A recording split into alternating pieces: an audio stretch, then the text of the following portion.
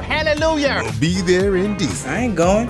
Medea's Big Happy Family, Saturday night, 8, 7 Central, only on the 365. These days, $20 won't get you far.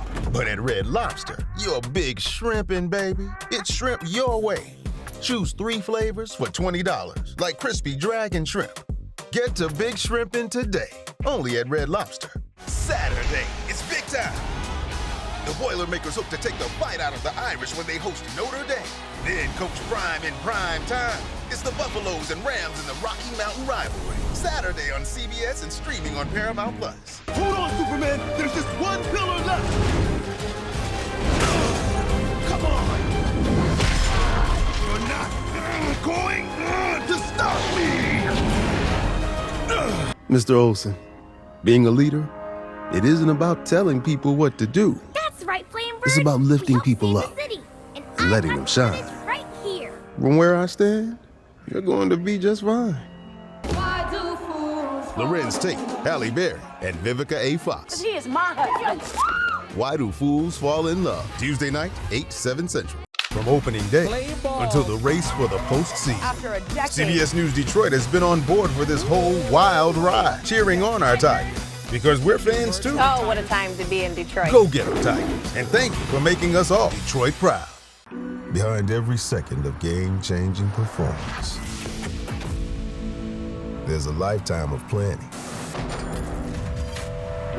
Testing in the toughest conditions.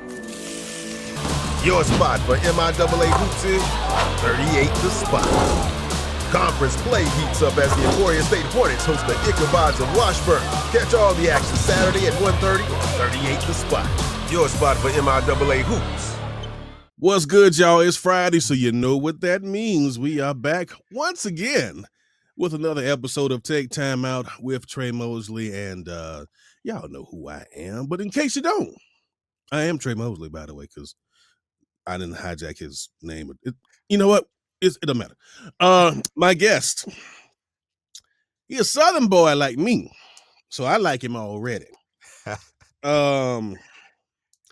What I find interesting about him, his journey is a little different from most, but that's why we got him on the show, man.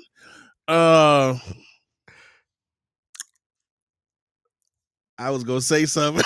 Say what you want, man. Say what you want, dog. I want to save that for the interview. We just can't be giving them stuff now. Right. Then they'll be like, and show's over. But yeah, from the South to the West Coast, and we're gonna talk about that transition and some things in between. And I'm just saying. Plus, I can't get no more sports promo because he's just taking all of them now. I'm trying to. Nah. It's hard out for VO pimping these streets. I know that's right. Byron Newsome is around. Welcome to the show, man. What's up, brother, man? Thanks for having me, man. I appreciate it, big dog. Yes, sir. Yes, sir. So like we alluded to, you like I... Even though people were Miami in the South, it's in Florida, people. Right. It's still the South. Right. So cut that out. But he's from what they call the Deep South, Alabama. And if you know your history, right. Alabama's a whole different, Oh yeah. But So let's go back to the beginning, man. What was life for you growing up in Alabama? And I know we kind of talked pre-interview when we were just on the phone rapping the tapes. You had your brothers and family. So, right. What was that like? Growing up in Alabama, especially because you and I are the same age. Right. So we grew up in that era where it was getting better, but it still wasn't good. So right. So talk to us about life in Alabama and how things were for you. So go ahead and man. Born and raised Muscle Shoals, Alabama, man. It's actually funny. It's like I ain't gonna say it's not the music capital, but dude, Aretha Franklin. I mean, I every know. James Brown, everybody recorded at Recorded a there. studio Yeah. right down the street from where I live. I mean, So you Fame live. Studio, yeah, So I before mean, you continue, yeah, I'm a big music buff because a lot of yeah, y'all know I be doing stuff with music. yeah, And yeah. Muscle Shoals is the studio probably ain't no bigger than this room, but some of the best songs that you have ever heard have been made in that little tiny city, in that little tiny studio. So Yes, Muscle Shoals is a part of music history. Okay, that's all yes. I had to say. Yeah, yeah. And they did a little documentary. I mean, you can look it up, Muscle Shoals. It's like a little documentary that came out some years ago, not long ago. But yeah, Yep. and dude, I learned like I said, I lived there, so I never thought about I ride by it every single day, going to football practice, I mean, right there. Never went in, and it's so funny.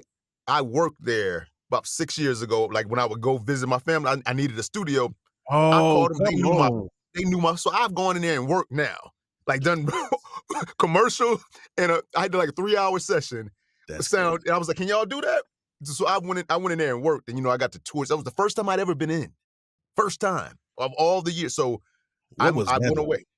It was amazing, dude. Like just to hear about all the things because we live close to the airport. It's a small airport in Muscle Mhm. Shoals where I Yeah. grew up.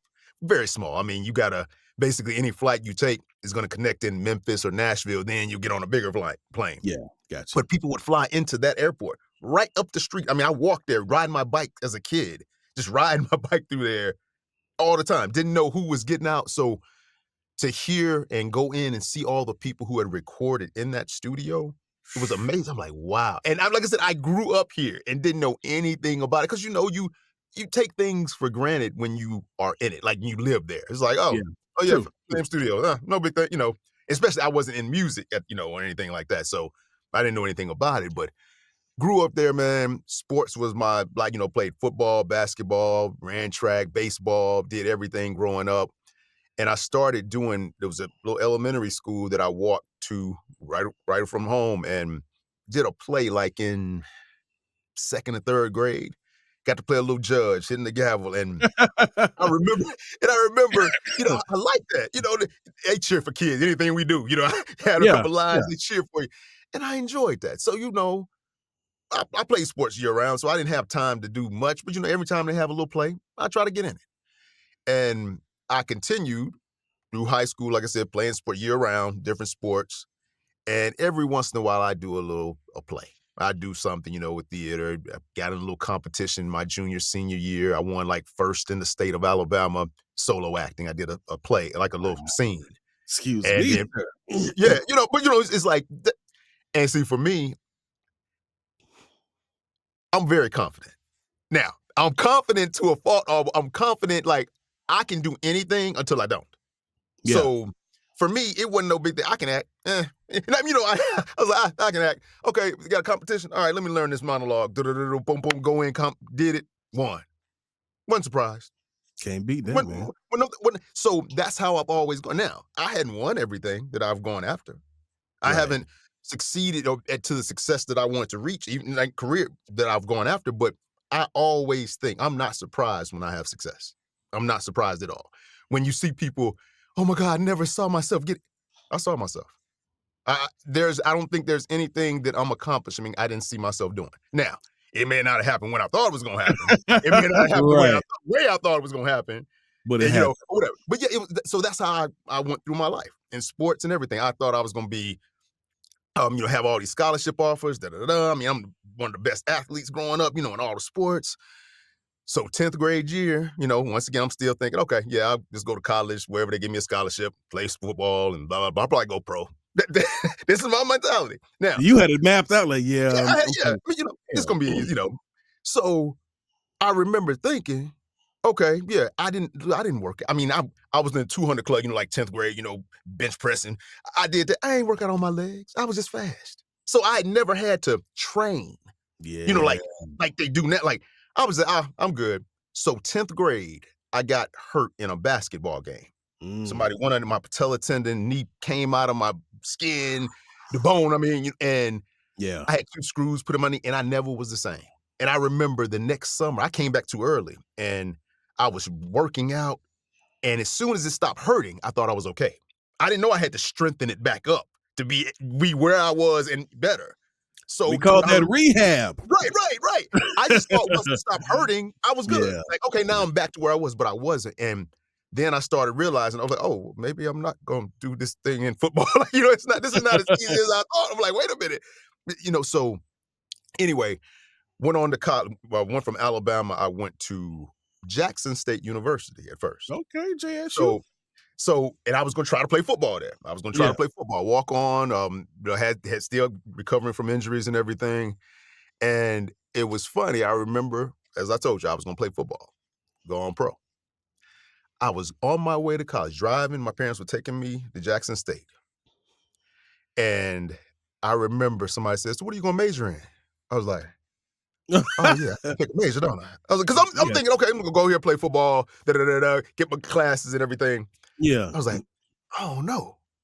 Let me figure that out. So my brother, I hadn't thought that far. I just, go do school or whatever. My brother was an engineer. I have two older brothers. One was an engineer. One kind of went into business. He didn't finish college, but the other one, went to college, graduated civil engineer. And my mom was like, you're so much like him. You should be an engineer. I was like, okay, I'll do that. So I went. There it is. Yeah, right. And so my first year, I was a aerospace engineer because I wanted to do mechanical, like design cars or something like that. Mm-hmm. And aerospace, and I was like, this ain't really the engineering I want to do. So I ended up transferring next semester to Tennessee State University, another HBCU. Right. And I went into mechanical engineering. Dude, I'm starting to see this corporate America, this kind of stuff ain't me. Like, I like drawing and all that stuff. Not but I can draw, I can daddle and stuff. Yeah. And it was so fun. I was like, I don't want to do this. And I was actually thinking about quitting college because I didn't want to be an engineer. So hold on. Right. So because I had never thought about what I wanted to do as far as education. And when I realized football wasn't going to be my thing, I gotta be an engineer. I was like, I don't want to do this. So I had actually got all of my stuff ready to go back to my parents' home, like packed it all up after my second semester freshman year. Gotcha. I was like, I'm not even going back to college because I don't want to do this. And I remember talking to my brother, and he said, bruh, you don't have to do what I do. You need to do what you want to do. And I was like, but I don't know what I want to do. He's like, well, you need to figure it out. You figured, yeah. You need to figure it out because you can't just not do nothing, bro. So that summer, bro, I was looking in books, and it wasn't as in depth as it is now. And I was looking at books like just different careers. And as you see, you ain't had to say nothing since you started. I learned I like to talk a lot, and so I saw speech communications in theater. I was like, speech communications with an emphasis in radio and television broadcast. There we go. So you can talk for. I was like, hold up now, hold up. So I went into that, bro. And once I changed my major, I was on the dean's list. Every semester after that, I graduated, most outstanding graduating senior in my class at Tennessee State. And it was like, oh, this is it. This is me. So I was doing internships and things like that. And what is really interesting, I remember growing up in Alabama. We're talking about the South. Now, Alabama, Tennessee, Georgia, that's all South. Yes, sir. But growing up in a small town and even the stations, I didn't see a lot of people like me on television, like the anchors and stuff. And being in Miami, you probably did. You probably saw more people of color, It was because Miami is that's what I'm saying. Metropolitan city. So yeah, we did. Yeah. So you had that. I didn't see that as much, and I didn't even think about it. So when I got to Nashville, even that, I remember one of the weathermen. One of the guys was like, "Okay." Now I didn't want to do weather, but I was like, "Oh, wait a minute. So I can do that? Hold up." So that's what got me going. And once again, the confidence thing. I wanted to do acting, but I was like, I ain't gonna major in it. I'll just act later. that was I'll just do some acting later. I'll just do this to focus on and major in because I didn't want to major in acting. Right. I was like, because I didn't want to just have one thing I could do. So I went into broadcasting. And quick little story about that. You're supposed to do internships like your junior, senior year, I think, in college. That's when they usually let you do internships to get college credit. Yeah. It was my first semester sophomore year.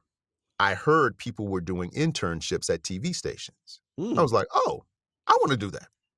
So I drove up to the local NBC station, And I said, hi, my name is Byron Newsome. I go to Tennessee State University. I want to do an internship. This is what I want to do the rest of my life. And I'd love to be able to do an internship here. I said, oh, okay, Byron, no problem. Let's meet with so-and-so. He sat down with me. He said, okay, Byron, so you're a junior? I said, oh, no, I'm a sophomore, first semester. He was like, oh, you got to be a junior. I was like, to get college credit. I said, oh, I didn't know that. Because I didn't know. I didn't know. Yeah. So I left and I thought about it. I was like, but no, this is what I want to do. I was like, I don't see why they can't let me do it. I'm a college student. So I went back the next week. I asked for Mr. Johnson. Is Mr. Johnson here? I spoke with him last week. Mr. Johnson, I'm making the name up. Mr. Johnson, hey, Byron, hey, good to see you. I said, yeah, Mr. Johnson, look, I completely understand what you're saying, but this is what I want to do. I said, I want to do this the rest of my life, and I just want to be a part of it. I mean, is there any way I can just come and help out a couple of days a week? Byron, I really wish we could help you, but we can't do it. I left. I came back the next week, though. Come on now. I came back the next week. Look, I'm okay with hearing no, but I'm not going to take, I'm going to go for what I want. So I went back and Mr. Johnson, I completely understand, sir. So here's the thing. I won't touch anything. I'm real dramatic. I sat on my hands and I said, I will sit on my hands and I won't touch boy. a thing. I ain't gonna do nothing. I won't touch a thing. I just want to be engulfed in this. I want to do this. Let me be here. Let me watch. Let me see what you do. He looked around. He's like, come up here on Friday. Dude, I was able to come every Friday and cover the high school games. He let me go out with him and interview high school players starting my sophomore year in college. That's what's up. And I was getting experience. I had more experience by the time I graduated than anyone because I started, my sophomore year. Mm-hmm. And so that right there taught me, you only get no. You might get a no, but if you keep going, you might get a yes. You might get That's what I want, in anything. Yeah. So I've kind of taken that into my career. We'll talk about that too. I've used that in my acting career, but yeah, man, first 3 years out of college, I was at NBC, CBS station in Georgia and Alabama. Wifey and I moved to Atlanta, Georgia. I was in the front office of the Hawks because I, once again, changed, I pivoted a little bit. I was like, let me see what it's like just working sports without being on TV. Didn't like it, but acting was my thing and moved to LA in 2004. Been here ever since, been doing on camera. Discovered voiceover like 6-7 years after I was here. And now I feel like voiceover is kind of taking over the on camera. Like I don't even want to be on camera anymore. I kind of want to just do voice. So yeah. now hold on now, because you're going to make it a 10-minute show. They'll be like, well,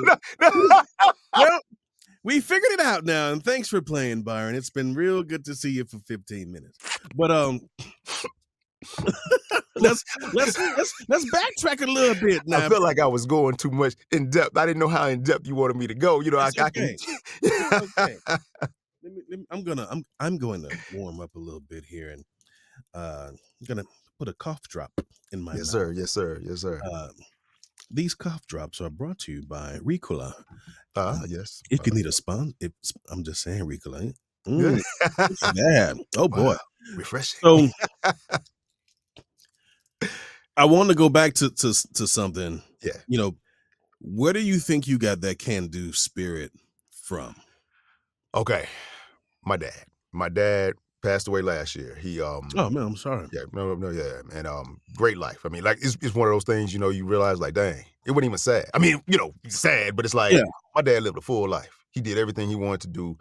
And I remember he got high school education. My mom became a nurse later on, and he worked at a plant. And I remember him always telling me, boy, use your brain, not your arms or your muscles. Use your brains. He didn't want me. He was working hard. He didn't want that labor for you. Yeah. And I'm glad he didn't, But he wasn't helping me with my homework. He wasn't able to do all that, necessarily. But one thing he did, I was a good student. Didn't cause a lot of problems. Played sports, student. And I remember one semester I made, I'm going to say a 58 in a subject. I ain't never flunked that. I made a bad grade. I made a bad grade. Hey, now, boy. I made a bad grade. And it's like, I can't remember. And it was one of those things, you in school, you back there with your friends, they're not paying. And I mean, like I said, it was a whole whatever. And I made a bad grade.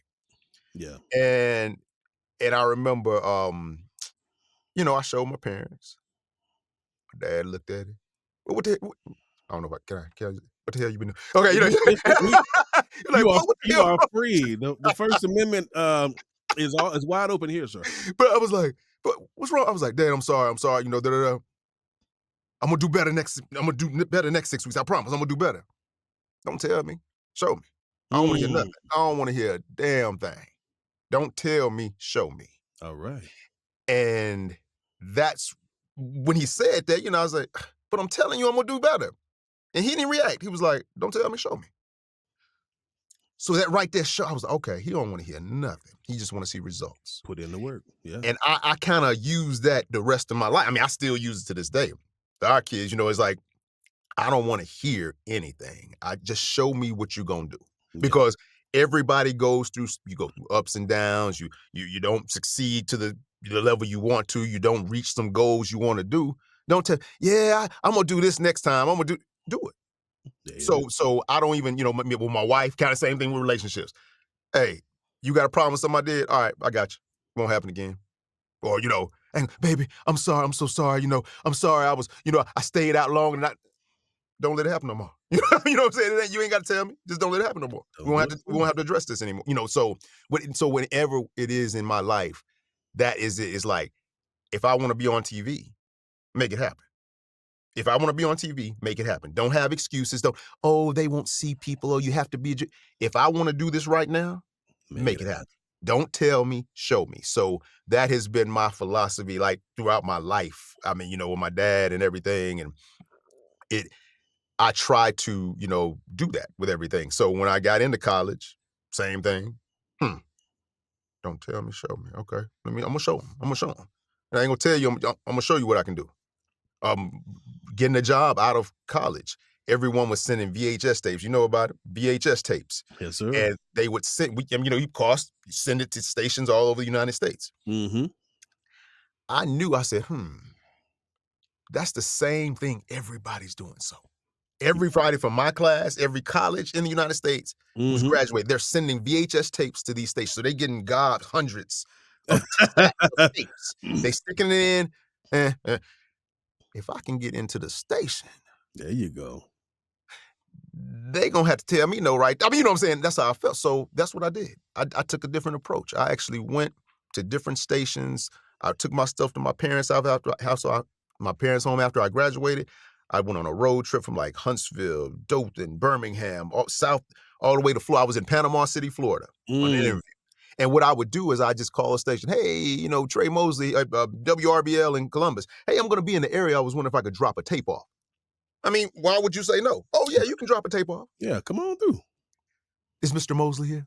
Yes, he's here. Hey, Mr. Mosley, I'm Byron Newsome. I spoke to you earlier this week. Here's my tape. Now, I just graduated from Tennessee State University. And I have my little spiel. You gonna smile. You know what I'm saying? I'm not being, you know, pushy. I just say, hey, I'm here. I'm in town. Would love to talk to you about any positions you have, you know. And I wanted a sports position. Most of the places, you know, the sports departments are smaller. Yeah. You might have a sports anchor, a weekend anchor, a reporter. Mm-hmm. But news, you had a lot of people. You had a lot of reporters, field reporters. Yeah. So what do you have? He's like, well, we don't have any reporter positions, but we have an assignment editor. I'll take it. So that's it. What ended up happening. I took it. I said, but I want to be on air. So he allowed me to get in, you know, smaller station.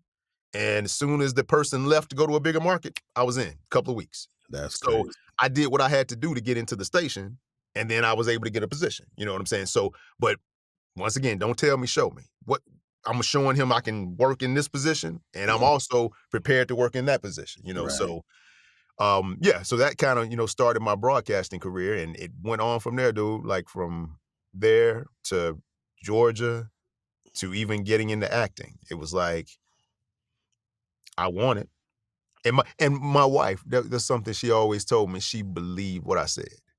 Like that, she said from jump when we started dating, she said, if you said you're gonna call me at 6:59, the phone was ringing. So it was like when I say I'm gonna do something, I'm gonna do it. All right. And you know what I'm saying? I mean, so I'm not just doing that for you, Tre, or my wife or somebody. I do that for myself too. When I say I'm going to accomplish something, I'm going to do something, I'm going to make it happen one way or the other. And, you know, I feel like I have no limitations on what I can accomplish. Now, will I pivot? Will I change? Will I change my mind as I've gotten older? Yes. The things that I wanted when I was in my 20s and 30s, I don't want no more. That doesn't thrill me. It's like, to be a superstar and be. I mean, now I will take it, but I'm not striving for that. You know what I'm It's saying? not, yeah, I understand. You know what I'm It saying? So it's like now I want comfort. I want to be. If I could do this in my studio every day and work in my studio every day and not have to leave the house and make a living as an actor, I'll take it. That's where I am now. I enjoy being able to travel with my wife, being able to work while I'm traveling. Like when I was on camera only, I have to book out the entire time we're gone. I yeah. couldn't work. Now, bro, I take my booth with me. I take my mic, and I'm still able to provide for my clients and do work, do auditions. I don't take away from our fun, but I have time to work as well. So I love this. And I feel like, um, and I know other VO talent that also do on screen. Right. And one of the things that we have in voiceover that maybe um you don't have as much on the on camera side is the flexibility, Right. because I know folks that have taken international Right. trips Right. Right. and yeah, Absolutely. it's 1 o'clock in the afternoon where you are, but it might be 9 o'clock at night. You Right. just like, look, let me nap first, let me get Right. up and record this for whoever back in the States. Y'all Exactly. got it, we good, okay, now we going to see the Leaning Tower of Pisa or Right. something. Right. Right. So Right. yeah, one thing you said that I want to go back and touch on as well. Um, being that you got uh that can do spirit from your dad, and you always, when they say boom, I step in the room, you was like, Right. hey, I'm that dude. Has there ever been a situation where you had that S on your chest, and then you walked in and like nothing worked, and you like did it discourage you? Did you go like, well, dang, okay, that ain't Absolutely. work? Like, because like Absolutely. you said, we have peaks and Right. we have valleys, Absolutely. and I Absolutely. and I want Absolutely. I want you to talk about that a little bit, because one thing I like to do on this show, and this is why I like to talk about the before, Right. because people will know, hey, he voiced this, he voiced that. Hey, I seen him on such and such, but you know, there are levels and processes that we all go through, Right. and there are going to be times when you are on top. Seem like everything you audition for, you booking. Hey, can you Absolutely. come do this? Yes. Hey, we got a spot. Yes. Talk about when there are some times where, even though you yourself, you up like, yeah, because I'm gonna do this, I'm gonna do this, and then all of a sudden, that door closed. Right. That door closed. Damn, that door closing too. Like, what am I do? Um, tell the Right. people how you yourself have overcome those Right. obstacles. Absolutely. And one of the things you just said, that door closed. I don't ever think a door closes. I just think that door is closed. It's, oh, I got to open this other one. So I never looked at it as, oh, the door is closed on an opportunity. It's just Hmm. this door is closed for me. That's how I've always looked at it. Now, when we first moved to LA, I was non-union. I didn't I wasn't part of the union and I was only on camera. So I Hmm. moved out and I remember having a discussion with some people who had been doing this for a while. And I remember him telling me, "Oh no, don't move to Los Angeles until you're in the union. Yeah, you don't want to do that." Unfortunately, I don't listen to people. I trust my I'm just saying, I mean, I'm just that's the kid I was, Yo, man. Like, so I'm glad I got somebody my age I could talk to. Talk to him. I tell my wife often, I am a habitual line stepper. There have been things that people have told me, perhaps you shouldn't do that. Voiceover is one of them. And I didn't listen. yeah, exactly. I crossed that line. Hey, Exactly. maybe you shouldn't do this, this, and this. Many people will frown on that in voiceover. Right. I did it anyway. Exactly. Um, because I look at it as, you look at different buildings around your city. Right. Each of those buildings have a different blueprint. Why? Because if you had the same blueprint, you'd have the same buildings in every city. Absolutely. So your blueprint for success is going to differ from my blueprint for success. You build your structure and foundation the way it's going to work for you. And I'm going to do that for me. Right. It's one thing to give me advice and some criticism, but just to go, you should not do that. Right. The hell? Right. Watch. Right. Watch me do it. To go back before LA, when I first met my wife, I was at a football game. So I met her at a football game. I was actually working. Mhm. And she was sitting up there. She graduated from this college, and she was sitting up there with a group of people. And one of the people in the group, she didn't know him, but one of the people in the group, I went to high school with him. Oh, okay. So I saw him, and I was going up to say, "What's up, man?" We graduated high school together. Yeah, what's happening, bro? When I went up there, they said, "Hey, old girl, checking you out." Like she was looking at binoculars, like, "Who is that guy?" Whatever. Mm-hmm. So, right. So we're young, you know what I'm saying? And you know how young people are, whatever. So dude, like I said, confidence. And like I said, it's false bravado, whatever you want to call it. Because I had low self-esteem. I felt like I had low self-esteem when I was young. I had real bad acne, man. I grew up and I was real self-conscious. Like if I had a pimple on my chin, I'd do this in class, and I'd have a bump right here. And I played sports and I was good, but I didn't I had my helmet on during an interview because I Ricky didn't want to take my Williams. helmet off. Yeah. I mean, dude. So I remember, but it's like I knew that.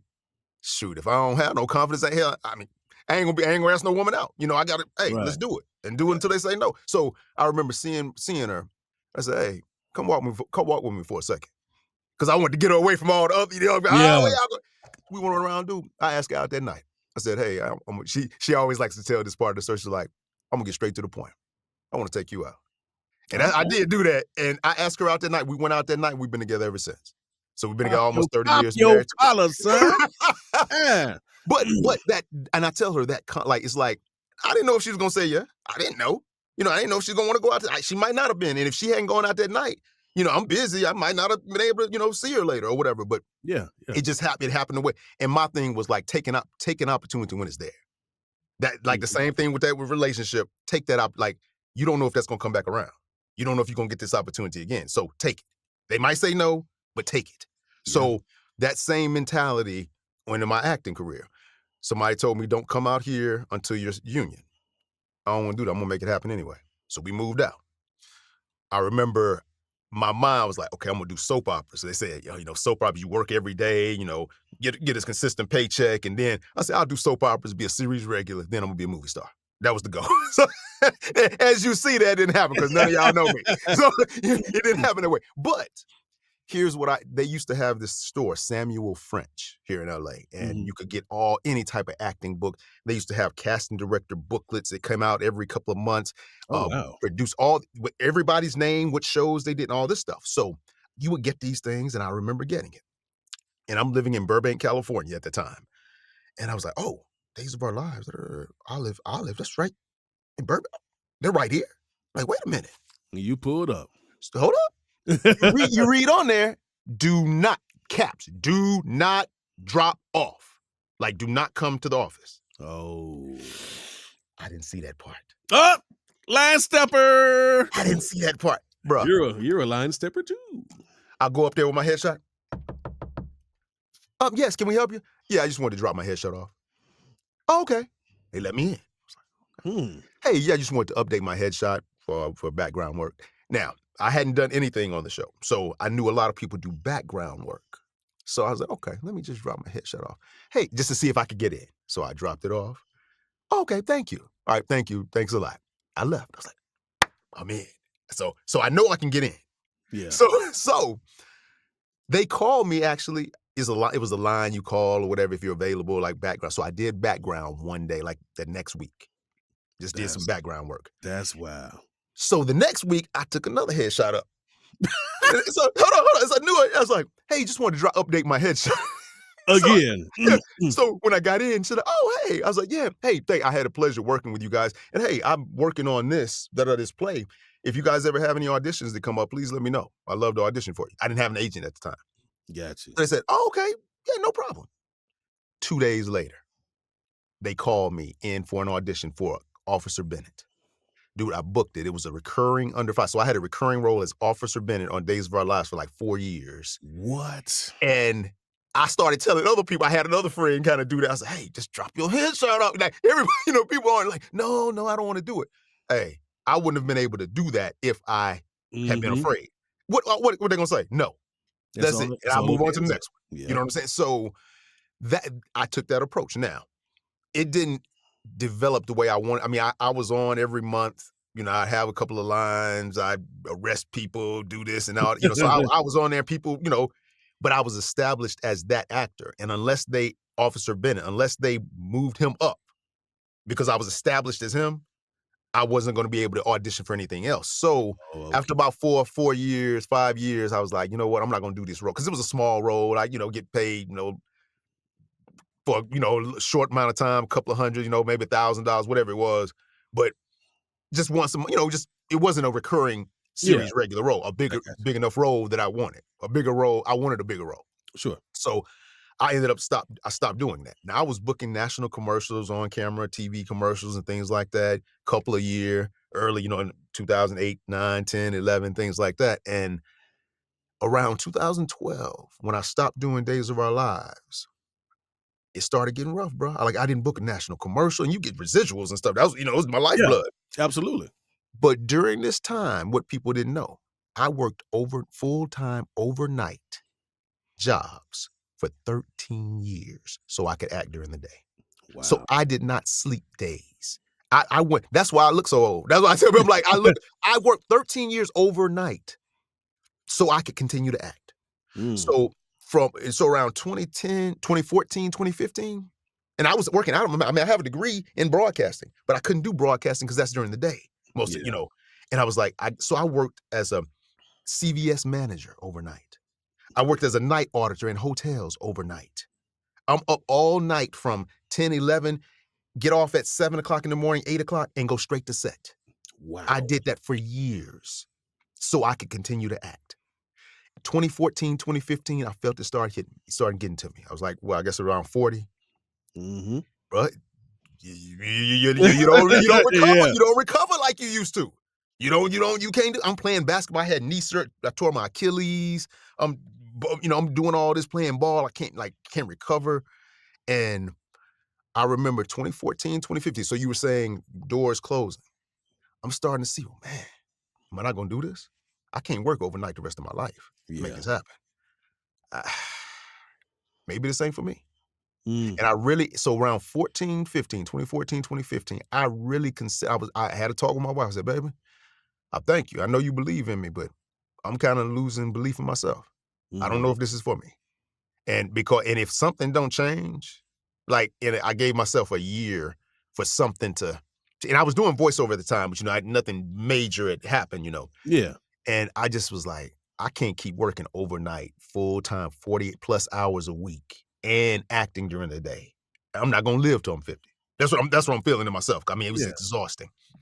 So I actually considered getting out of the business and going back into broadcasting or something else that was more consistent. Right. Wow. But during that year, I said, okay, what can I do? Well, just in case I need to get back into broadcasting, I needed an updated resume tape. I Yeah. needed some broadcasting stuff because my last stuff was 2000, like 15 years early. Yeah. So, the suits didn't change. It's like I needed some new stuff in case I Gotcha. decide to go back. So Yeah, yeah. I found a job locally in Torrance, California, with the city of Torrance. Mhm. And I hosted a sports show. And I covered all the local when the Ball brothers, Lonzo Ball, Melo Ball, when they all Yeah, yeah, played, okay. I covered all of them. We had some good high schools there and Bishop Montgomery, they beat them, the Ball brothers, and win the championship in California. And so I covered the sport. So that was a good way for me, okay, I'm hosting a show. If I decide I want to get back in, I can do it. Getting your But chops. during that year, bruh, while I was doing that, that's when voiceover started popping. And I started seeing oh, people doing voiceover full time, like making huh? Wait a minute, hold up now. Yeah. 'Cause I thought that was Yeah. just another stream of income. Like, okay, yeah, I'll do voiceover, I do on camera, I do little print, I do, theatrical, commercial, all these things. And voiceover is just another little way to make a little money to add it all up. Oh, Right. people making this kind of money in voice. Hold up. Mm, So I said, if I ain't got to work overnight or do nothing and I can do voiceover and then be able to act during the day, that'll be perfect. So that's when I felt like I started taking voice. So I was like, okay, let me try this. Let me see if voiceover could keep me in LA. yeah. Let me see if I could do this voiceover thing and actually stay in LA and continue to act. That's Now all it was. Yeah, who first told you? Because, I've heard different stories from right, different people as far as voiceover was something that they really weren't looking to get right. into, but then someone said, "Hey man, maybe you should think about doing VO." Like where did you get the who was the first person, or did you just think maybe I can do this VO thing? Or who gave you that insight to check it out?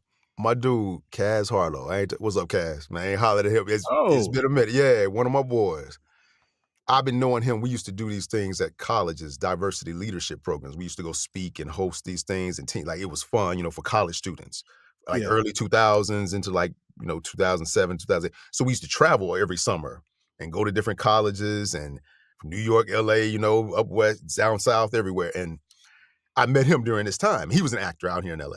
gotcha. And one day, wifey and I were at PF Chang's in Burbank, sitting down eating. And he came through. I hadn't seen him in a minute.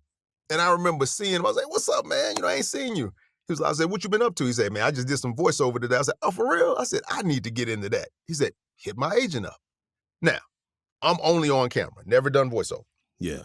I actually did. I'll take that back. I did a movie. Well, I auditioned for it on camera, but then it was for a character that was a main part of a movie, and it was voiceover. But I didn't consider that voice. It was like a movie, but it was like Yeah. I was a statue, and I Oh, talked through the whole. He was a major part of the movie, but that was my first voiceover gig. But I didn't think that as voiceover. But anyway, he said hit my agent up, and it was a small agency in Burbank, and I remember reaching out. This was by 2010, 2011, and I reached out, and this agent said, "Okay, send me your demo reel, voiceover." And I was like, uh-huh. I don't have one of those. I said, I have an acting reel on camera. She said, okay, excuse me, send me that. She said, okay, you can act. I'll give you a shot. So my on-camera acting, she said, okay, you're an actor. Okay, I got you. Now, okay, you can act. We'll give you a shot. And this was back in the day when you had to go into the office. So, she'd give Yeah. me auditions. I go into the office and they record them and stuff like that and direct me and all that. So as I'm booking, I booked every couple of months, I book something. I book a little small this, book this, book a little thing for, YouTube. And, I'd Yeah. always book something to keep me, okay, I can do this. Okay, I can do Right. this. Every couple of months, I book something. Yeah. So I say 3, 4 years, maybe 14, 15, when I'm starting to doubt myself in acting on camera, that's when people started saying, oh, yeah, I audition from home now. And I said, oh, wait a minute. People got stuff at home? So I got me one of those little, $99 Blue Yetis. Yep. And I bought everybody stuff. That's what I tell you. So got me a little cube from IKEA and put a little foam in it, and I would do my little auditions and send them in. So and I continued to book. I Yeah. continued to book. And I remember, like I said, it was around 15, 16. I started seeing, I'm working overnight still. I'm still working overnight. And I was like, wait a minute. People do this voiceover stuff. I can't remember where I saw it, but just looking online. And I'm like, they were like, make 6 figures doing voice. I'm like, 6 figures? Huh? And these were people that weren't in LA. I'm like, so wait a minute, you telling me people that aren't actors or people that aren't in LA are making 6 figures doing voiceover? Hold up. How can I do this?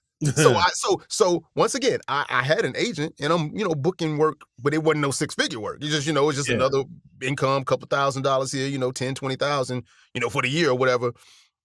So I just started and then what happened? My agent moved to a bigger agency. Mm. And when that happened, I started getting a lot of auditions for everything. They asked me, what can you do? I said, everything, all of it. And they said, what do you want to do? Everything. Everything, all of it. I was like, Mm. it ain't nothing. I mean, I don't know what I don't want to do because I ain't, I'm like, I can do it all, Yeah. animation, dubbing, commercial, promo, what they got? You throw it to I the didn't, wall, we gonna yeah, see what stick. exactly. Yeah. And what was crazy, they gave me that opportunity, and then I started booking in all these different areas. I'm like, okay. oh, wait a minute. I see how you commercial residual. Oh, okay. Mhm. So so I was like, okay.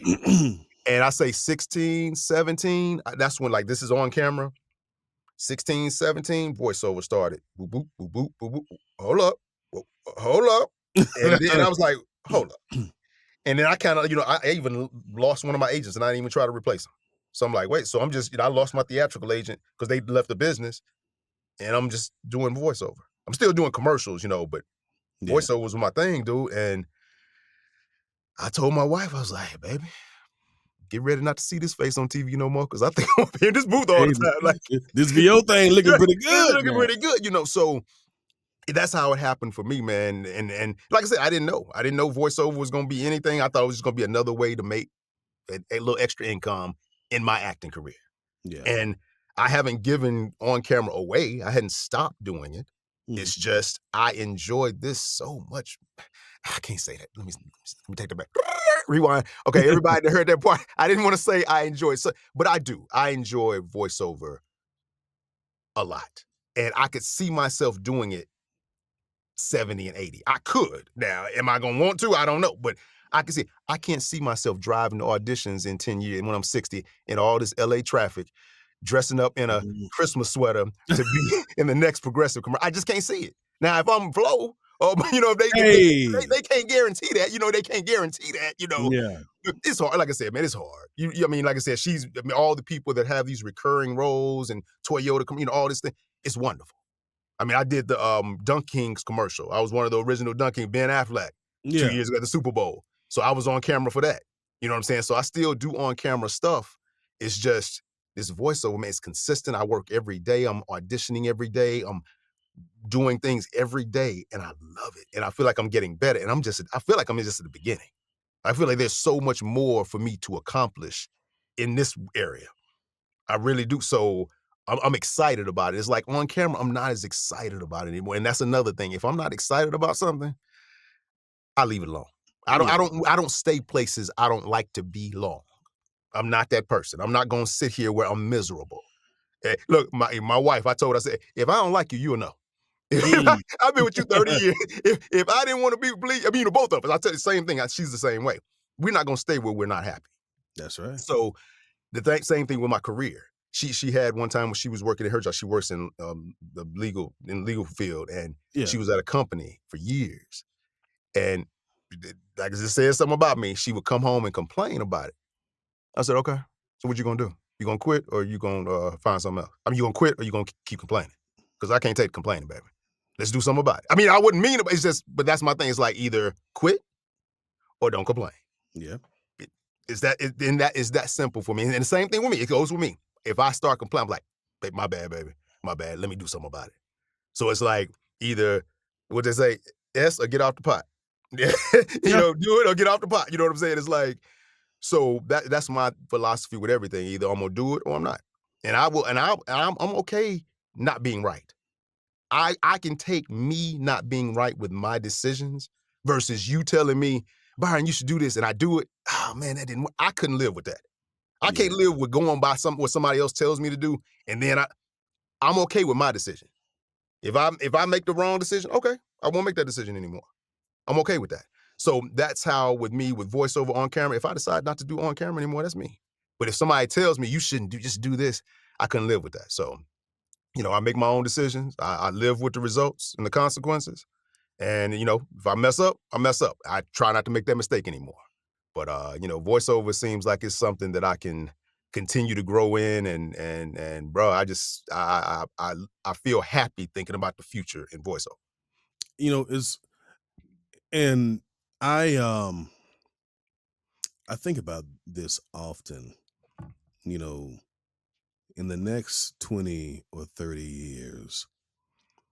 And like you said, we could be 65 with an oxygen mask and a hover round and still just go Exactly. wee, Exactly. just the mic wee, and now that your voice is older and textured, Right. Right. maybe you just do documentaries for the Right. people. Right. Exactly. Back Exactly. in 1944 during World War III, All right, Mr. Right. Mosley, that was great. Right, Huh? right, right. That was great. Right. Oh, okay. We and go home and still get Exactly. a check. You know, Exactly. it's and you know, I know actors now that are in their 70s and still Wow. thriving. Wow. Joe Cipriano still thriving. Wow. Yeah. I didn't realize Uh, yeah. Yeah. Dave Fennoy still Right. thriving. Exactly. Debbie Harada still thriving. Right. So there are people who have been doing this for a long Right. time, Right. and you know the longevity is evident, and not just that. If you put out good work, Absolutely. people will find you and say, Absolutely. "Hey, is so and so still doing? Yeah, I think he Right. is. I think she is. Right. Hey, June Foray. June Foray was 96 years old and was still doing voiceover. Wow. I didn't know that. Wow. So June Wow. Foray, for those of you who 96. don't know, she was the voice of the granny with Tweety Bird. She was Wow. Rocky the Flying Squirrel Wow. I didn't know. from Lucky Bullwinkle 96. and Yeah. Natasha. And so this woman has been Wow. she was doing voiceover when it was just on radio. Right. Right. Right. And at 90 something years old, she was still doing, and I think she had just got her first Emmy at 90 something years. If I'm not Right. mistaken. Right. Anybody who's Right. watching Right. can quote me on that if I'm Right. right or wrong. But my point is, you can do this forever. Right. Literally. Absolutely. Absolutely. If you want to. If you Yeah. want And that's yeah. yeah. And I mean, I know you can do on camera too. I'm not saying you can't. It's just what do I want to do? It's Like the rigors of it, though. right, right. It's different. And like I said, I told my wife, I said, if I continue to do even going into the studio, living here in LA, going to do some animated projects in the studio, dubbing, whatever. I hope I get to the point where you want me to come in. Okay, send me a car. Send me I'm just saying, like, send me a car. I don't want to have to drive at 70, Yeah. 75 through this traffic. Oh, You know, I'm y'all- sleepy now. Mr. Newsom, we'll send Yeah. someone for you. We'll send someone for you, Mr. And you Newsom. No take a problem. nap in the car. Let me Exactly. know when we get to the studio. Exactly. Okay. But, and like I said, man, I don't, like I said, I haven't given up. I hadn't stopped. I still Mhm. audition on camera. I still do it, just not as much. Yeah. You know what I'm saying? And I even create stuff. Like I said, I taught myself how to animate so I could do more voiceover, so I could explore that and do different character voices and things like that. And I want to try to pitch some stuff. I live here in LA, so, that's what you do. You try to pitch, get shows on. And so I'm Oh, trying to trust me. expand. I Yeah. I Yeah. I know a thing or two about pitching shows. Right. Right. We'll talk about that later. Right, right. But, But yeah, man. So, for me, it's just I'm so glad I learned about it when I did. I wished I had known earlier. mhm. But I say another thing, things happen the way they're supposed to. Things come Absolutely. into your life when they're supposed to. Absolutely. And I don't get mad about it. I don't regret it. It's just what it is. Mhm. And life is gonna throw you punches. And I try to be water. I tell my wife, just be water. Be water. Don't get too high for the highs, low for the lows. Be Just water, my friend. that's it. You know what I'm saying? So I try to be that in every aspect of my life. I'm not perfect. I got the temper. I get up, too high sometimes. I get too low Oh, sometimes. yeah, for sure. Human. How does your family receive your work? Because, the longer that I've done this, it's always interesting to me to hear how the family reception of it, because like my mom knows what I do, Mm, but she doesn't really right. know what it takes to get that. To Right. her, it's like, yeah, mom, I'm thinking about doing so and so and so. Well, see if you can contact Steve Harvey. No, I ain't got his number. I don't have no, it don't it Bruh. doesn't work like that. But at the same time, I know she's proud of me, and my family's proud of me. Like, do you ever encounter moments where, like, say you're out and about and you and the wife are, meeting and Yeah. greeting people, and she's Yeah. like, "Oh yeah, my husband's a voice actor," or maybe the kids be like, Right. "Yeah, my pops, he be doing his thing on TV. Well, have you heard of blah blah blah? Yeah, well, he do the voice for that. What? Like, do you have those moments where they brag on you a little bit, and you like, Oh, y'all gonna cut it out now. It's bruh, the funny what you just said, I don't know how many times. "Well, have you called Oprah yet? Have you called Tyler Perry? Have you called him?" I was like, mama, like you said, I don't have their number. Well, Yeah. I'm sure you know somebody, that can help you because I know she'll love that idea, baby. I know Oprah would help you because she help people all the time. So, Oprah Winfrey, if you're watching, you got two brothers with a lot of Yes. ideas. Yes. We'd Right. like some help. So yeah, you making me cry. Oh my goodness, that is yes. But that right there. So I something that happened. So when we first moved out here, Yeah. and I'm very, like I said, honest. With my parents. Just let them know what's going on.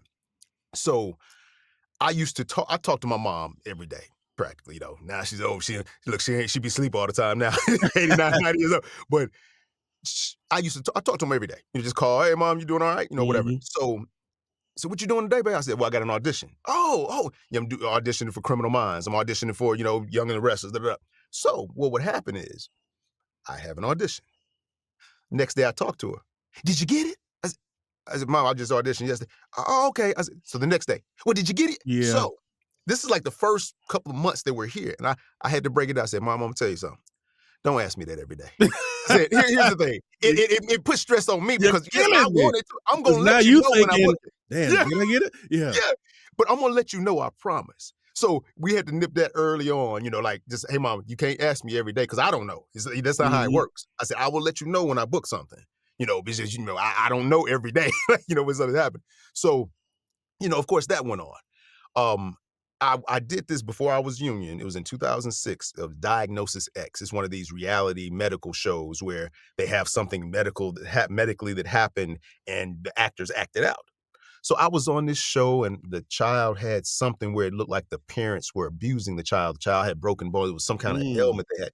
Yeah. And so they were arresting me and things. And I was on the show for like the whole hour. Diagnosis X, like a reality show, but we were actors. Yeah. And I remember, I let I put it on Facebook. Hey, catch me on, da, da, da. So everybody saw it. Bro, I got so many messages from my little hometown. Yeah, you made it. You made it. Oh, but Byron Newsome on TV. That's my boy. I know I him. made $850 for that.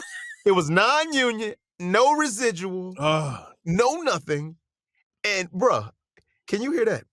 yeah. Ding, ding, ding. Okay, yeah, sorry. I got this group of fantasy football players, and I don't know how to turn it off on my computer. They Oh just no, like, you good. You all good. right, You all good. right. My bad, dog. But so yeah, so it was so funny because they think, they see you on TV. Oh, Mhm. you made it. You did it. And I realized then, okay, people outside of the industry really don't understand just because you're on, then you ain't made it. Yeah. That's part of your career. It's just like going to work every day. You go to work at your plant every day. A person that goes, my dad went every day. You made it. No, that's just part of No. your work day. Like, okay, this is what I did this week. This is whatever. So for me, it went that way. Now, everybody's proud of your high school, your places you went, school, college, and everything. Oh, he's on TV. Oh, Yeah. whatever. This happened to me, I think last year, bro. It was so crazy. I got 2-page late, like local newspaper, not Miami-Dade, not not the little Times Daily. I got 2 full pages Wow. of talking about me. This is what it said. Local actor. Wait. Did they say made it? Like something like, hey, did this, like, like I done it. Like, Local actor but does good. yeah, basically, but it was great. It was great. They interviewed me, on the phone, and she did a big article, had me in and all this stuff. And I appreciated that. I did appreciate it. Bro, I don't get how you say, like, I appreciate, like, everybody's happy for me and everything, but bro, I don't celebrate. My wife gets on me. I don't celebrate my Mine successes. does too. She's like, you need to celebrate your wins more often. I don't, and I'm happy about it. But as soon as I get it, like, I don't know if you can see, I got One Voice Awards up there. I got Mhm. bro. Once I get it, I get home. All right, it's over. It's over. I don't talk about it no more. I post about it that day. I keep mine on my desk. Exactly, right, exactly. Bro, it's over. I mean, I'm just saying, I'm appreciative. I thank you, Lord. But it's over. On to the next thing. So for me, yeah, me and my wife will go out there. Let's go celebrate. All right, we'll go out to eat. but I don't want to talk about it no more. I got it. That's over. That ain't helping me get paid. You know, you know what I'm saying? Like, that ain't giving me a promo tomorrow. That's not giving me a new commercial. Yeah. That's for something I did, you know. So, not saying, I feel like that also makes I'm hungry. I'm always hungry. I ain't ever got enough to eat. Never satisfied. Yeah. Ever. And I don't, people say it's, Byron, man, come on, man, you got to enjoy. And I get it. You need to enjoy where you are. I do. It's just that way. I feel like if I wasn't this way, I wouldn't be as, you know, to strive for that next thing. You wouldn't, And I the have to be grind that wouldn't way. be in you. The grind wouldn't be in you. Exactly. And yeah. My wife always, she says, well, how much is enough? Mm, And I could never give her bro. a definite answer, Mm, because if I got a call today from fill in the blank producer and they said, hey, we saw the trailer for your animated series and we would love to produce this, or we'll give you a 3-series deal. You can create this show, do a spinoff and do a spinoff, and we'll give you fill in the blank. right. A lot of commas and zeros. I'd be like, Right. what? Right. But then I'd be like, okay, now how do I top this? Right. What's the next show I want to create? Right. And then maybe that show becomes a hit. Okay, now what? Now I done got the bug and I want to keep creating shows. Exactly. Some people may say, well, man, they gave you $10 million. Yeah, well, it took 3 to produce it. Right. And then taxes gonna take another and Right. another. Right. And when I get my cut, it's gonna maybe be about 3 or 4. I can live about 3 or 4. I could too. But you don't understand. Yes, we do it for the money, but it's something about when you get that sheet of paper, that copy, Right. and you get in front of this thing here, and I don't care if it's 30 seconds, 60 seconds, if you're playing a character, Right. you become someone else. Right. And for however long you are that person, you know, you're just putting more tools in the toolbox. Right. Absolutely. We're carpenters. Right. We carry our tools wherever we go, because just in case they need a voice that can sound like this. Right. You look in the back. Yeah, I got that. Right. We need somebody who can sound like they're from Texas. Are you Right. from Texas? No, but I'm from the South. I can drop down and take some consonants out and give you a little. Exactly. You know, Exactly. so Exactly. we are always looking to put more tools in the bag, because the more tools you have now, at the same time, there are some people, they have one voice, but they get paid off that one voice because it no matter what the client is asking for, that voice is the thing.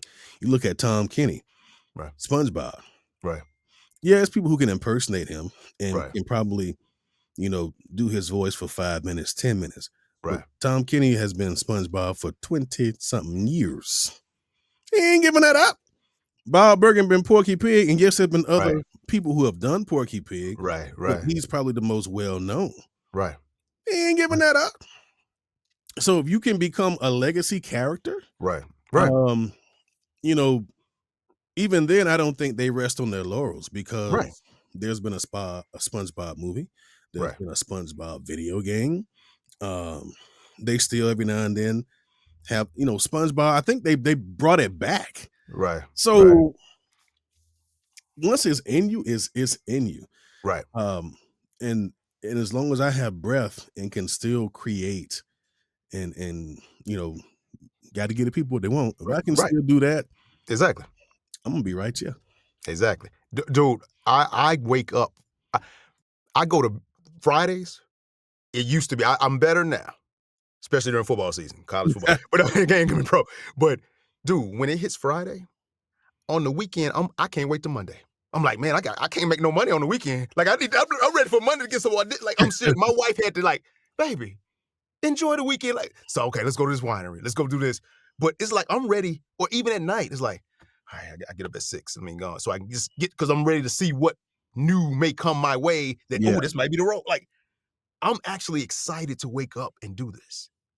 A lot of people, and I didn't realize that, because I've always done things that I enjoyed. Mm-hmm. I've always done things that I wanted. I got to cover the World Series at Old Yankee Stadium when I was 23. Wow. I mean, 20, yeah, out of college, year and a half out of college, covering the World Series, the Braves and Yankees. I got to cover, you know what I'm saying? I'm getting to do sports. What? Have you done a Super Bowl? Not done a Super Bowl. Not done a Super Oh, Bowl. man. Yeah, because they did the year when I left. I think the Falcons. I was enjoying. They they were in the Super Bowl and everything, and but they had a Super Bowl there. But yeah, I left the business then. But yeah, man. I mean, NBA stuff, All Star. I've been to all of this stuff, and I'm getting to do what I love. You can't beat that. No And I kidding. see so many. I mean, even my own family. Like most people aren't. They're doing what they have to do. Mhm. And as there was the saying, you do what you have to do because you didn't do what you needed to do. You know what I'm saying? Amen. And so it's like I try to make sure I am where I want to be. And I'm not gonna stay where I don't want to be long. So right now I'm loving voiceover. I don't see anything changing. I feel like I'm gonna getting better and better. And who knows where it's gonna take me. And we'll see. So I'm gonna ask you a question. And I know that I'm a this is more of a cultural thing. Mhm. And you may or may not feel a way about it, but people of the darker hue, us Mhm. black folk, we don't like to talk about money Mhm. for whatever reason. It's like you can be thriving in a business, making all the money in the world, Right. but when you get around, so how much money you making? It's like I'm doing all right. And the reason I bring that up is, and we're gonna have a little fun with this. Yeah. In your career, like let's say you for a certain gig, be it on screen or VO, and you got a nice chunk of change, and you like, there's a lot of commas and zeros. I like this. Hmm. What was something you did where you was like, you know what? I don't do this often, but I'm gonna ball out a little bit. What was it, and what did you do? Mine is pretty simple, dude. It's something I love. I bought season tickets to the Rams. So I've had them for 5 years. I bought season tickets. We got good seats, like nobody in front of me. Actually, I have 4 seats. I actually have 4 seats. I give some to my clients or different people so I can kind of, entertain at SoFi Stadium. We did that. We always go to games, Yeah. but I wanted season tickets. I said when LA gets a team, it was back in 2017. Rams and Chargers came, but Mhm. look, my brother's a Raider fan. I was gonna be a Raider fan if they were cause I was like, whoever, because we hadn't had a team since '94 or whatever. We don't have a team, so I'm just saying. But you know what I'm saying? So when they got here, that was when I was like, baby, I'm about to get season tickets. How much they cost? But we about to get season tickets. No, the tickets themselves. You're going too far. You asked too many questions. I Yes, just told you we getting season tickets. Hold on. Here's the funny thing. So when before we moved to LA, we were in Atlanta, and I brought out here, and I was working with the Atlanta Hawks, so I knew people from different NBA teams. Mhm. And this is when Sacramento, Chris Webber, and they played the Lakers, and Oh, yeah, before it yeah. hit the game when it's like it was game 3, I think. Lakers and Sacramento. Dude, we were there. I was 8 rows at the Forum. No, this is at Staples. This is at Staples then. Staples, yeah. Yeah, it was Staples then. And bruh, so I took my wife. So we went.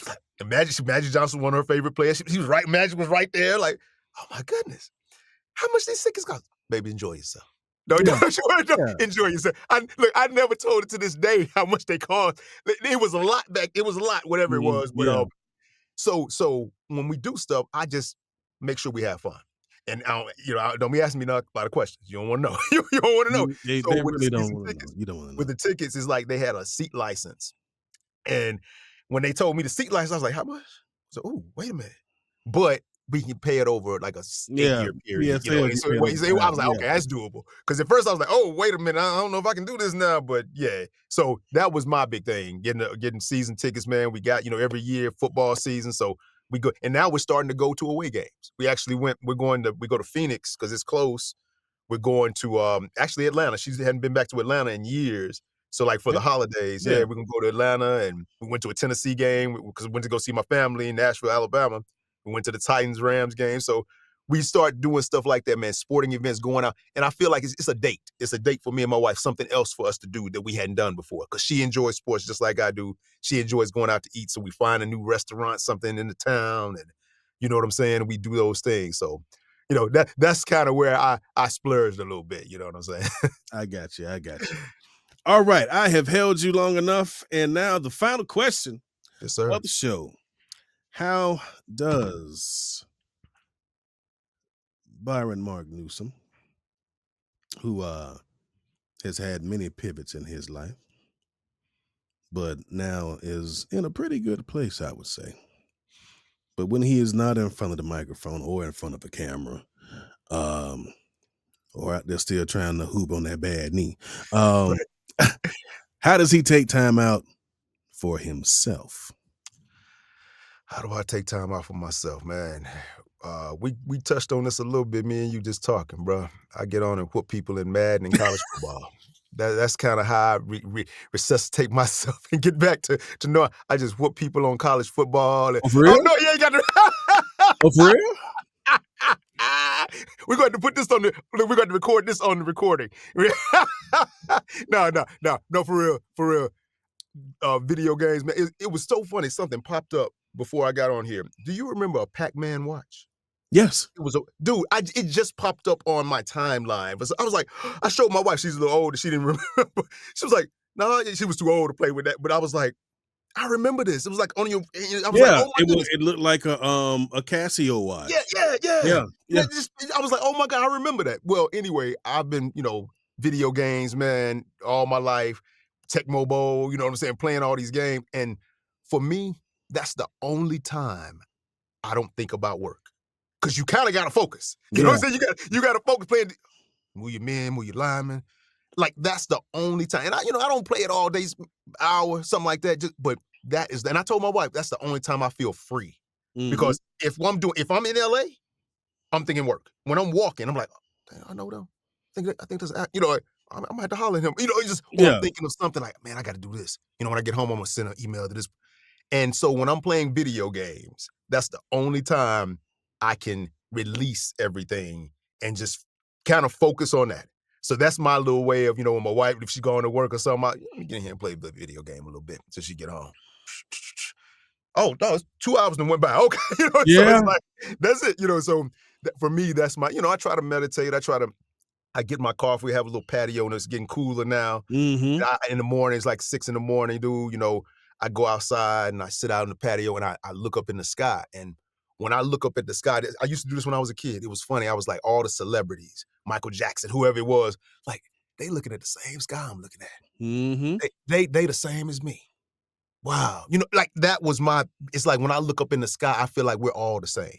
We all have the same opportunity. True. We all, we're all under the same cloud, the same world. Like, that's right. So when I do that, it kind of just, it invigorates me, man. It's like, you know what I'm saying? It's like, so that's something else I do, getting out in nature, walking, just getting outside, just looking at nature, man. So just things like that I found as I've gotten older, like I said, 50 years old, and trying to get out there and do those things, man, for myself, because I never have done that. So I just see that now, like, that's important, to do stuff like that. Cool. Yeah, we it's starting to cool down here in Vegas. It was 58 degrees this morning. Oh wow. I was like, ooh. right now. Right. Trying to open the window up a little bit. And what we used to do, now that school is back in, she doesn't really have time, but we have so the way our house is, the previous owners, they built a patio upstairs. So when you leave out, so our bedroom has the patio door, and you can go sit like a balcony. Yeah. So we used to sit out there, and she would have coffee, I'd have tea, and because I got her listening to jazz, so much to where she listens to it when she's studying, and we put on some jazz or put on some old school R&B and just sit out there for a minute, having coffee and tea and taking it all in. Dude, that's it right there. So yeah, man, sometimes it's just the little things, bro. Even the jazz, like, bro, I just started, like, of course I listen to everything, but I like to listen to music without words, because it's like when my wife, she likes to watch, she used to want to go to sleep with the television on. I listen, I hear things. I'm sitting there, he did what? They had a fire where? I'm half asleep. I'm like, I'm listening. Don't walk in the door. Don't go. Right. But it's like when I listen to jazz, even at home, like, so when I don't even have the TV on, when she's not here, I don't turn the TV on. I put jazz music on. That's through the house. I'm working. I can go in here in my studio. It's quiet. But when I'm out in the house or wherever, have the patio, I just have music. Like, it's like I can think. Yeah. And I just hear it, and it relaxes. That relaxes me. Yeah, So very that's much, something I've very much. started doing like the last 5, 6 years. Like, just doing that more when I'm at home. So this is my place. I mean, like, I love being at home. Bruh, I ain't going nowhere. Don't if you like I very, very rarely like people. We get invited all the time. I don't want to leave the house. I want to be at home. I love my home. And I mean, I love being at home. I Yeah. really do. So it's like, and I enjoy, so I feel like that's what you make your home for. You make it sort of be a place that you can relax, that you're safe, you're comfortable. Mhm. So I enjoy being here. You know what I'm saying? I go and I show my face when I need to, the events and Yeah, yeah, everything. But yeah. if I can be at home, bro, that's where you're gonna find me. I can totally 100% understand. So I'm in my studio, but my studio is also my man cave. Like you can't Right. see it, but right here I got like movie theater couch. It's only Okay. 3 seats, Yeah, but yeah, I got the flat screen here. But then when I'm feeling creative, like back there is where I do yeah. my music Okay. production. Yeah, yeah, yeah. So any and everything I need in here. Right, And right. then when I'm feeling like a kid, I can play with my Exactly. Transformers, There you go. you know? Right, So this is my playground. right, And right. people like, "Man, you coming out to the." Yeah, I'm be there. I'm You see coming. all these comedians, like people talking like, if it's after 7 o'clock, if I got to be there after 7, I probably ain't going. Like That's it real. really has That is gotten to so that real. point. I'm like 9 o'clock. Like I'm gonna be gone, Pat. And I tell my wife, don't go to bed before I get here, cause she loves when I go somewhere. She get in the bed at 8 o'clock and start watching TV. I'm like, don't do that. Wait for me. Like, "God, you sleep already? Right, I didn't know what time you was coming home. You supposed to wait." right, right. Tell the people Oh how they man. can find you on your socials, man, and keep up with Man. what you're doing. Yes, sir. Byron Newsome TV on all socials. It's Byron BYRON NEWSOME TV. That's and my website is byronmarknewsome.com. You can see all my demos and everything else, and my email address and everything. You got questions or just want to chop it up, hit me up anytime. The Pride of Muscle Show. That boy doing good out there. Bird, I appreciate you, man, for hanging out. Thanks for having me, brother. I really appreciate it, man. And I ain't forgot. We gonna get on this, and Oh yeah, we're gonna do that. We're gonna do that for sure. you're probably gonna beat me up because Nah. I'm more proficient on the Xbox. It's funny how things happen. When I first got into the console wars, Yeah. I was Team Nintendo. Actually, Team Mhm. Atari before Mhm. he had Right. Atari, Right. ColecoVision, Alright. and Intellivision. I was Team Right. Atari. Right. And then I went to Intellivision because I just thought the graphics Mhm. was gonna be so Something much. different. Right. Then you had the Nintendo Sega wars. Right. Actually, I had both, Me too. Me but too. I Yep. was Team Nintendo more than Sega. Mhm. And then when we start getting into what we got now, Team Xbox and PlayStation, I had Right. the PS1. Right. I didn't get an Xbox until the 360. Right. And all of a sudden the PS1 was just kind of sitting and like chilling. Right. Then I got a PS2. Right. Right. It's like they kept one. Right. I'm Right. like, yeah. So now I have the Xbox and the PS5. Yeah. And depending on what game I'm playing, I could Right. be on the Xbox all day. But then there's certain Right. PS5 games, I'm like, yeah, they don't have this on Xbox, so I'm gonna be over here for a minute. I didn't even So realize that. Yeah, I didn't even until I started doing video game, and it was like a game that I was on was only on that console. yeah, they have some certain games that are Yeah, exclusive. so that's why I ended up getting. But I don't even play the Xbox. I was when I first got it, I did, but I don't even play it. I always play the PS5. Because So for Starfield is not on PS5. So when I'm on Xbox and I'm playing Starfield, I won't even do the mission. I just go to the planet where I am talking right. and walk past Right. me to hear myself talk. Hey, what's up, bro? You're probably better. I was on one game. I ain't even got to myself. I quit. I was like, so man, my brother got to it. He's like, man, you're on him. Friends would get to it. I'm like, where am? Man, I ain't got time because I've never played those type games. Like, so Yeah. I've only played sports games. What's the So name of the it's- game? Miasma Chronicles. Well, no, not that one. Not that. That's one that I'm in throughout the whole game. But it was Fallout 4. Fallout. Yeah. So I was Tinker Tom, and you familiar with that? I am. Yeah, so Tinker Tom, the dude, yeah, so that's my voice, and I didn't get to myself. I was like, I don't know where I am. I quit. So I couldn't find me either. So back when I was on Twitter, I said, "Hey, does anyone know how to find the character Alderman Wright Yeah. on such and such planet?" And some dude was like, "Yeah, they just did a walkthrough on YouTube," and he sent me the link, and I'm like, and then he walked past me, says, "Is that you?" And then he went to the character, and I heard they sure don't make robots the way they used to. I'm like, you found me. So I was hyped up. Right. The second time they asked me to come back, this time I finally got to play a bad character. Oh, nice. I played a villain. And I had more lines this time because my character is a religious zealot. Hmm. His son defects from the religion. And he was like, either you're gonna be a part of this religion or you're gonna be part of no religion at all. Yeah. As in, he's like, you would kill your own son if that is what it takes for him to. And so I'm like, I like this dude. Right. And come to find out, one of my good friends, Tori and Brackett, Torn, yeah, I know Torn, yeah. as I'm doing the lines, it's like, yeah, so and your character's son, can someone pull up Torian's lines? And so I'm listening, I'm like, is that Torian Brackett? Yeah, do you know Torian? I'm like, oh. So I get on the phone and I text him and I said, so my character's name is Victor Vathal. And the son's name is I can't think of the son, but I typed in the son's name. Yeah. I'm like, I hope that you'll come home. And he typed back with two big eyes, and he's like, Yeah. Dad.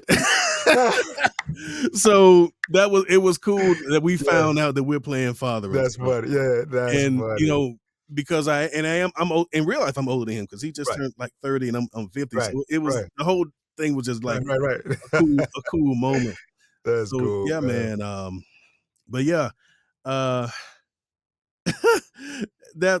never gets old. Seeing him hit me up like, son, he's like, you playing my dad? I said, yeah, I'm your pap. I'm the pap. That's right. Out of habit.